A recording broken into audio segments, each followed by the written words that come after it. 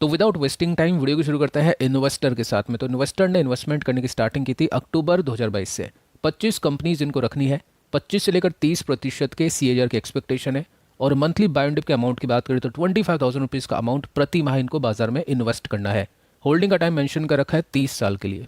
तो 30 साल की जो अवधि होती है दोस्तों, वो बहुत ही लंबी अवधि होती है। लिखना सोचना बहुत ही आसान है, बट होल्ड करना बहुत ज़्यादा मुश्किल हो जाता है। आपने देखा होगा कमेंट के अंदर काफ़ी सारे लोग कमेंट करते हैं कि हम लॉन्ग टर्म इन्वेस्टर है, बट जब स्टॉक 10% टूट जाता है तो कन्फ्यूज हो जाता है कि स्टॉक को क्या करें, मतलब सेल करें या होल्ड करें। तो ये पॉइंट आपको इसमें नोट करके चलना है। बट अगर मान लो कोई 30 साल के लिए अच्छी कंपनीज के स्टॉक्स को होल्ड भी कर जाता है तो यस डेफिनेटली वो मालामाल बन जाएगा। उनकी आने वाली पीढ़ी को भी कुछ खास करने की आवश्यकता नहीं रहती है।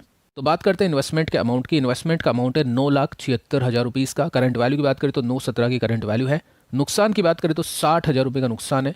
6% का लॉस आप इसमें देख सकते हैं। टोटल नंबर ऑफ कंपनीज की बात करें तो 23 कंपनीज इनके पास में मौजूद है। तो पहली कंपनी की बात करते हैं। फर्स्ट कंपनी का नाम है एस्ट्रल पाइप्स। 32 स्टॉक्स हैं। T1 का मतलब एक स्टॉक ऐड किया था, मतलब बाय एंड डिप इसमें ये कर रहे हैं। 2314 का एवरेज है। 74,000 का इन्वेस्टमेंट इसमें हो चुका है। 15% का घाटा है। कंपनी बहुत ही अच्छी है, बट Q2 के नंबर्स काफ़ी वीक आ सकते हैं। तो मेरे हिसाब से Q2 के नंबर्स का वेट करना चाहिए कोई भी स्टॉक इसमें ऐड करने के लिए। बाकी लॉन्ग टर्म के हिसाब से कंपनी बहुत ही अच्छी है। कंपनी मार्केट की लीडर है। एडिसिव के सेगमेंट के अंदर भी कंपनी ने बहुत अच्छा इन्वेस्टमेंट कर रखा है और ये कंपनी कंटिन्यूसली फोकस करती है ग्रोथ के ऊपर। तो यस, इसको बिल्कुल आपको कंटिन्यू होल्ड करके चलना चाहिए। नेक्स्ट कंपनी की बात करते हैं। एशियन पेंट्स इनके पास में है।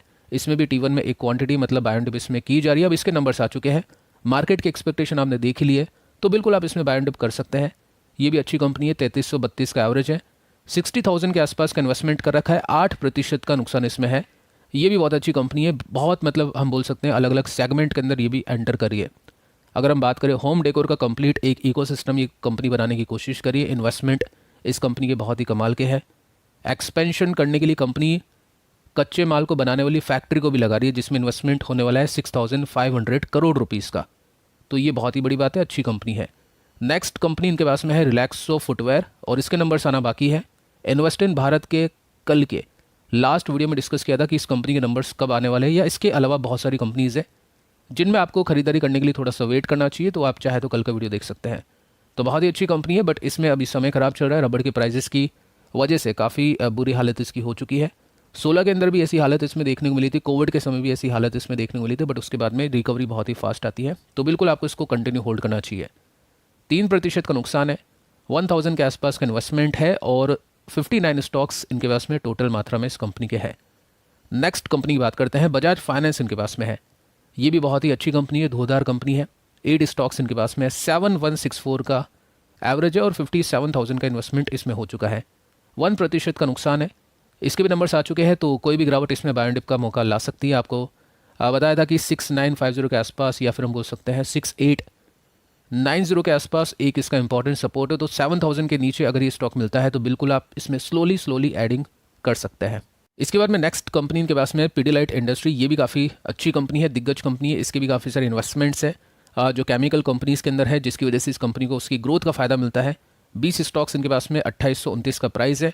56,000 का इन्वेस्टमेंट इसमें हो चुका है। 9% का घाटा है। तो इसमें भी आप वेट एंड वॉच कर सकते हैं इसके नंबर्स डिक्लेयर होने तक का। उसके बाद में इसमें भी एड ऑन करने के मौके मिल सकते हैं। बाकी लॉन्ग टर्म के लिए कंपनी बहुत ही अच्छी है। और ये जो कंपनी इन्होंने खरीदी है, मतलब 30 साल मेंशन कर रखा है, तो बिल्कुल 30 साल के लिए अगर आपको इन्वेस्टमेंट करना है या 10-20 साल के लिए अगर आपको इन्वेस्टमेंट करना है, तो बिल्कुल ऐसी ही कंपनीज आपके पास में होनी चाहिए। इन कंपनीज़ की वैल्यू आपको पता चलेगी लॉन्ग टर्म में। अभी शॉर्ट टर्म में लगेगा लोगों को कि ये जो मार्केट के लीडर है ये भी नीचे है। तो ऐसा दोस्तों होता है कि हर एक कंपनी का बुरा समय आता है, मार्केट लीडर हो या मार्केट फॉलोअर हो। कंपनी के स्टॉक में पिटाई होती है, बट रिकवरी किस कंपनी में आएगी वो देखना बहुत इंपॉर्टेंट है। आप नोट करना कि जो मिड कैप और स्मॉल कैप कंपनीज अभी टूटी पड़ी है, 10 में से कितने स्टॉक्स रिकवर करते हैं।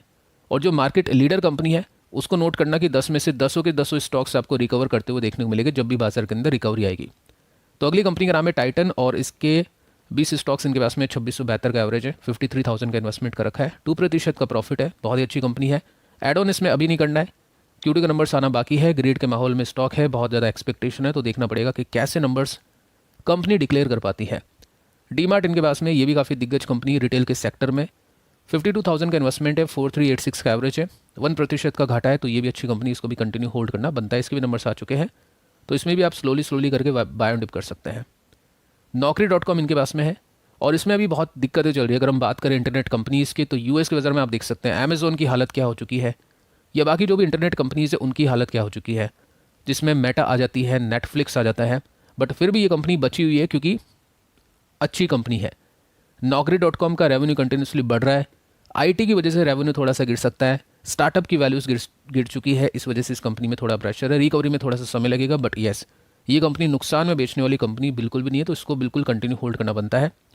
12 स्टॉक से 4352 का प्राइस है, 52,000 का इन्वेस्टमेंट का रखा है, 12% का घाटा है, तो इसको कंटिन्यू होल्ड करना बनता है और नंबर्स का वेट करना इसमें बनता है।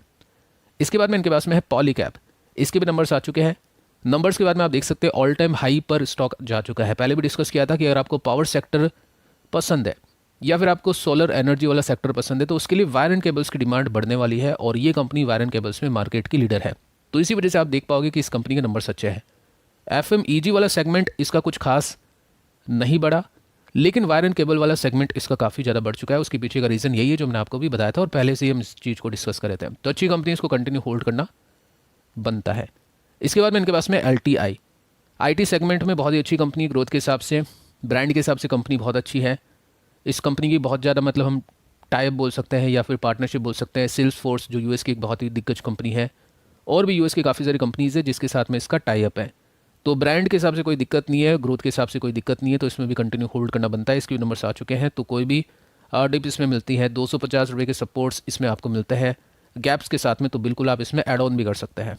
इसके बाद में डिस्कस करते हैं नेक्स्ट कंपनी को, जिसका नाम है बर्जर पेंट्स। 76 स्टॉक्स हैं, 661 का एवरेज है, 50,000 का इन्वेस्टमेंट का रखा है, 13% का घाटा है।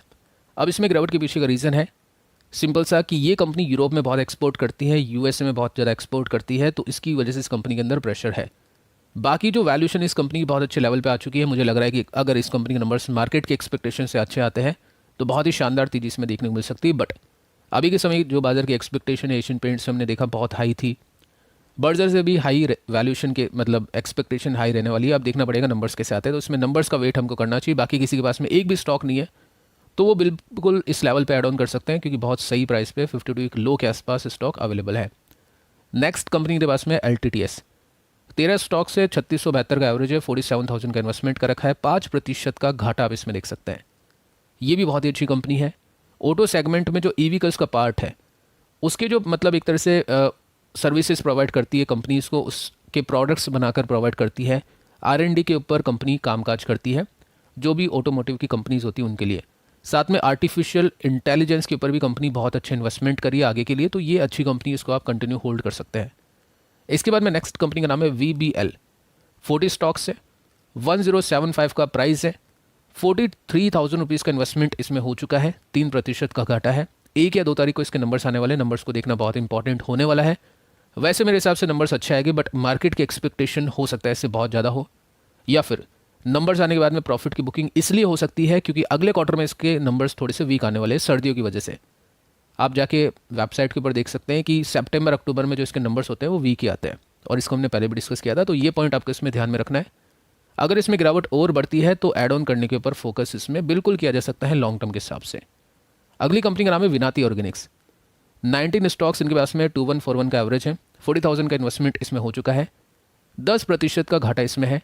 सपोर्ट के आसपास आया था, उसके बाद में बहुत शानदार इसमें रिकवरी देखने को मिली है, तो आप चाहे तो सपोर्ट पे ऐड ऑन भी कर सकते हैं या फिर इसमें नंबर्स का वेट कर सकते हैं। बाकी कंपनी बहुत ही अच्छी है, डेट फ्री कंपनी है, अपने सेगमेंट में कंपनी मार्केट की लीडर भी है। इसके बाद में इनके पास में है डिविस लैब। अब देखिए स्टॉक का सिलेक्शन कैसे किया इन्होंने, जैसा कि हम हमेशा डिस्कस करते हैं कि आपके पास में सेक्टर्स बहुत सारे होने चाहिए और तूफानी कंपनीज उनके पास में, यानी आपके पास में होनी चाहिए जो सेक्टर्स की तूफानी कंपनी है, यानी मार्केट की किंग है। तो वैसी कंपनीज में इन्होंने बिल्कुल खरीदारी की है। डिविस लैब अच्छी कंपनी है, समय खराब है, एक्सपोर्ट ड्रिवन कंपनी है, मैनेजमेंट की तरफ से गाइडेंस थोड़ी सी वीक है, और ऐसी गिरावट इसमें पहले भी काफ़ी बार देखी गई है, लेकिन रिकवरी बहुत ही सॉलिड आती है क्योंकि असेंशियल दवाइयाँ ये कंपनी बनाती है, तो बहुत ही अच्छी कंपनी, इसमें कंटिन्यू करना बनता है और क्यूटी के नंबर्स का वेट इसमें करिएगा। नेक्स्ट कंपनी के पास में जुबलेंट फूड, ये भी बहुत ही अच्छी कंपनी है, मार्केट की लीडर है फूड सेक्टर में, और ये भी कंपनी एक तरह से पूरा का पूरा इकोसिस्टम चलाती है।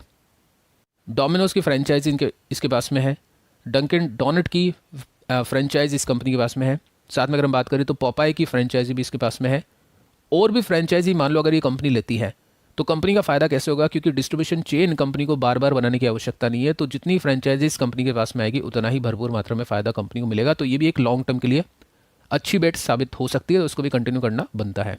इसके बाद में डिस्कस करते हैं नेक्स्ट कंपनी को। कंपनी का नाम है SRF। 11 स्टॉक्स इनके पास में, 2670 का प्राइस है, 29,000 का इन्वेस्टमेंट का रखा है, 6% का घाटा है, तो ये भी बहुत ही अच्छी कंपनी है। केमिकल सेगमेंट में अगर हम मार्केट लीडर के हिसाब से देखने जाए तो ये कंपनी मार्केट की लीडर है B2B सेगमेंट के अंदर। B2C सेगमेंट की बात करें या ओवरऑल केमिकल की बात करें तो पिडिलाइट मार्केट की लीडर है, मार्केट कैप के हिसाब से भी और मार्केट शेयर के हिसाब से भी। SRF दोस्तों एकमात्र ऐसी कंपनी है जिसने BSE के चार्ट पे आप देख लेना, इससे ज़्यादा रिटर्न किसी दूसरी कंपनी ने कमा के नहीं दिए हैं। BSE के चार्ट के ऊपर आप देखोगे लॉन्ग टर्म के रिटर्न्स को अगर आप देखने जाओगे तो ये आपको पॉइंट देखने को मिलेगा, बट इसमें भी गिरावटें काफ़ी बड़ी आती है। और अभी वैसे गिरावट नहीं है क्योंकि नंबर्स अच्छे हैं, बट आपको ये नहीं सोचना है कि कंपनी ने बहुत अच्छे रिटर्न्स दिए तो सारा पैसा इसमें लगा दे या बहुत ही मोटा पैसा इसमें लगा दे। गिरावटें भी आती है, तो अच्छी कंपनी है, इसमें होल्ड करना बनता है और फ्रेश इन्वेस्टमेंट करने के लिए थोड़ा सा वेट एंड वॉच करना बेटर होगा। इसके बाद में नेक्स्ट कंपनी का नाम है आरती इंडस्ट्रीज़। डीमर्जर की न्यूज़ इसमें थी। सभी को बताया कि केमिकल और फार्मास्यूटिकल दो सेगमेंट इस कंपनी के थे, स्पेशलिटी केमिकल और फार्मास्यूटिकल। तो ये जो पार्ट है ये इसका एक मेजर पार्ट है और जो फार्मा वाला पार्ट है इसका एक माइनर पार्ट है जिसको कंपनी अलग कर रही है। तो आप देख सकते हैं, आपको जो पार्ट पसंद आया आप उसको होल्ड कर सकते हैं, कोई बड़ी दिक्कत वाली बात नहीं है। ये जो पार्ट है 80% से भी ज़्यादा इस पार्ट से इसको रेवेन्यू रिसीव होता है। तो आरती इंडस्ट्री वैसे तो अच्छी कंपनी है, कोई दिक्कत इसमें नहीं है, तो इसमें कंटिन्यू आपको होल्ड करना बनता है। अगली कंपनी की बात करते हैं, फाइन ऑर्गेनिक्स इनके पास में है और इसके पास में 4 स्टॉक्स मात्र 6627 का प्राइस है, 26,000 का इन्वेस्टमेंट हो चुका है, 4% का घाटा है। तो इसकी भी जो एक्सपेक्टेशन है दोस्तों वो ट्रिपल डिजिट के साथ में है, यानी ट्रिपल डिजिट के साथ में कंपनी का जो प्रॉफिट है वो बढ़ना ही चाहिए, ऐसी मार्केट की एक्सपेक्टेशन है। तो इसको बीट कंपनी को करना बहुत इंपॉर्टेंट हो जाएगा। तो मुझे लगता है वेट एंड वॉच करना चाहिए। बाकी लॉन्ग टर्म के लिए व्यू है 5 साल का 10 साल का, तो बिल्कुल आपको इसमें कंटिन्यू करना बनता है। नेक्स्ट कंपनी की बात करते हैं, हैवल्स इनके पास में 20 स्टॉक्स है, 1317 का एवरेज है, 26,000 का इन्वेस्टमेंट हो चुका है, 10% का घाटा है।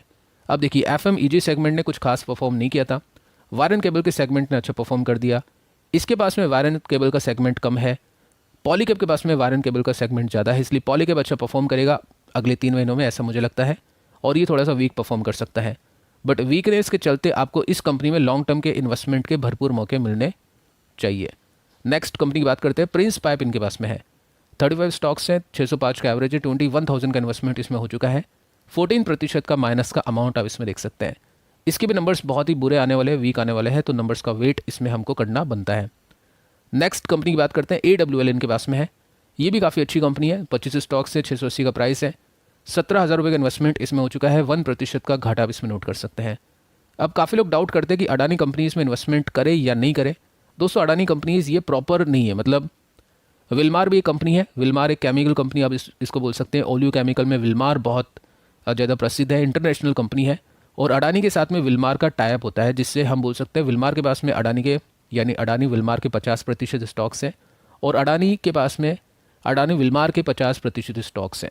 तो ये फ़ायदा इसमें देखने को मिलता है कि ये प्रॉपर अडानी कंपनी नहीं है। तो ऐसा नहीं है कि इसकी दुर्गति हो जाएगी उसके बाद में जब कांग्रेस आएगी या एक तरह से जो भी सरकार चेंज हो जाएगी या XYZ और भी काफ़ी सारे रीजंस होते हैं, डेट का रीज़न होता है। तो ये ऐसी दिक्कत मुझे इसमें देखने को नहीं मिलती है, क्योंकि कंपनी का ब्रांड बहुत स्ट्रॉन्ग है और कंपनी का जो एक तरह से बिजनेस का नेचर है वो भी काफ़ी स्ट्रॉन्ग है, और साथ में कंपनी का जो मार्केट है वो भी कंटिन्यूसली बढ़ रहा है और ये कंपनी अपने मार्केट में वैसे भी लीडर है। इसके बाद में नेक्स्ट कंपनी को डिस्कस करते हैं। कंपनी का नाम है कैंपस फुटवेयर। अब इसमें देखिए इन्होंने ग्रीड में इन्वेस्टमेंट किया है, जब स्टॉक कंटिन्यूसली भाग रहा है तब इन्वेस्टमेंट किया है। ठीक है, चलो छोटा सा इन्वेस्टमेंट कर दिया 6588 रुपीज़ का, तो ठीक है आप कंटिन्यू कर सकते हैं। बाकी इसमें गिरावट के बाद में इन्वेस्टमेंट करने के मौके आप देख सकते हैं। गिरावट इसमें कब आ सकती है, ट्रिगर्स क्या है। Q2 के नंबर्स में गिरावट हो सकती है अगर नंबर्स मार्केट की एक्सपेक्टेशन से अच्छे नहीं आते तो।